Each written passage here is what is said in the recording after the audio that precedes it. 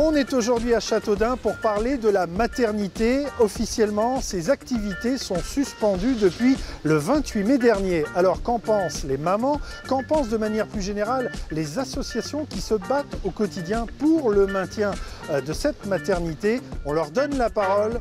Ça s'appelle « C'est vous qui le dites » et c'est parti. Alors, quelle est votre réaction 2 semaines après la suspension des activités de la maternité? 6 jours pour réagir pour les femmes qui devaient accoucher dans les jours et les semaines qui arrivent, c'est d'une violence extrême. D'abord, j'ai pleuré parce que je me suis dit mince, c'est une super équipe, quoi. Mon fils y est né, mais j'y suis née à Châteaudun. Du jour au lendemain, même si on en entend parler depuis un bout de temps, c'est vrai, on s'est dit c'est pas possible. Il y en a qui n'ont pas de permis, tout ça, du coup ils doivent aller jusqu'à Chartres ou Orléans, du coup c'est un peu compliqué à mon avis pour elles. Je me dis qu'il va falloir que je trouve une autre maternité pour accoucher. Vous accouchez dans combien de temps? J'accouche dans 3 mois.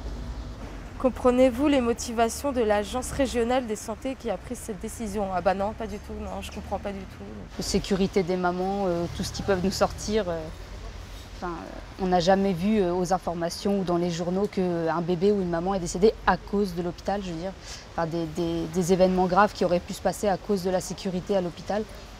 J'en ai jamais entendu parler, donc à part l'aspect financier, non, je comprends pas.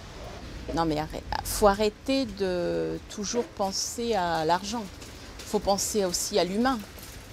C'est très important, l'humain. La maternité, je pense qu'elle devait coûter trop cher.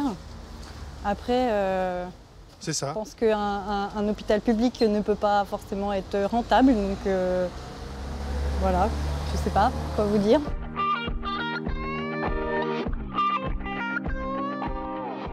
Quelles sont les conséquences pour Châteaudun? Les conséquences sont dramatiques. Je pense que les jeunes familles ne voudront plus s'installer forcément dans cette petite ville où il n'y a pas de maternité. Tout ça, c'est un engrenage et qui va finir que la ville de Châteaudun s'arrêtera de tourner, quoi. Dans 10-15 ans, il n'y aura peut-être plus rien à Châteaudun. Le désert médical avance un peu plus. Oui, ça je confirme, ouais. C'est déjà bien compliqué d'avoir un médecin traitant, alors si on nous supprime nos hôpitaux, que devient-on? Le désert médical sur la région devient une catastrophe. Mais quoi faire? C'est toujours le côté argent qui rentre en premier. C'est un garçon ou une fille? Un garçon. C'est un garçon.